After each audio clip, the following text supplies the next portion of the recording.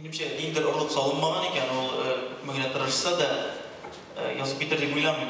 Я думаю, что если нет основного зерна изначально, что вряд ли получится его научить. Ләкин монда күрәсезме, монда бит теләк белдергән балалар килә. Шуңа күрә алар язам дип әйтмәсәләр дә ниндидер нәрсәләр бардыр аларда менимчә. Һәм шуны үстереп җибәрергә тырышабыз дип уйлыйм.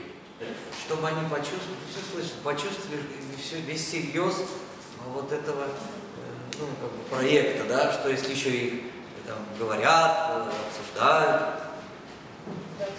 то есть они полное такое впечатление. Детей будет классно выйти на сцену, слушать аплодисменты, сфотографироваться с режиссером, конечно, на всю жизнь даже если ребенок не станет драматургом.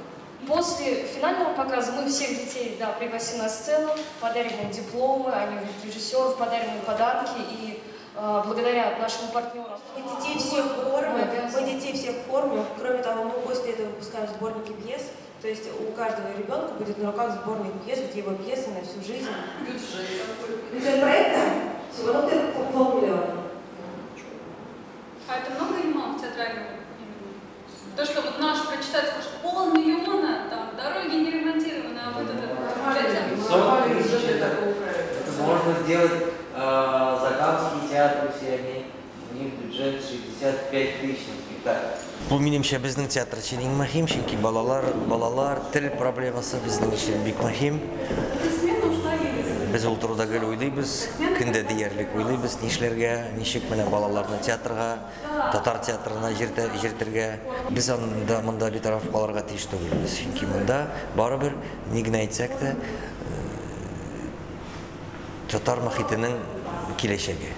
Мин бик рәхмәтлемен менә бу фонд «Живой город» дигән оешмага, андагы җитәкчеләренә, Инна Яркова, чөнки чыннан да ул аңлый кемнең кем икәнлеген һәм аңлый Камал театрысыз башка бу проектлар ниндидер дәрәҗәгә җитмәячәкләр. Чөнки менә монда бу проектта профессиональ артистлар катнаша безнең театрның.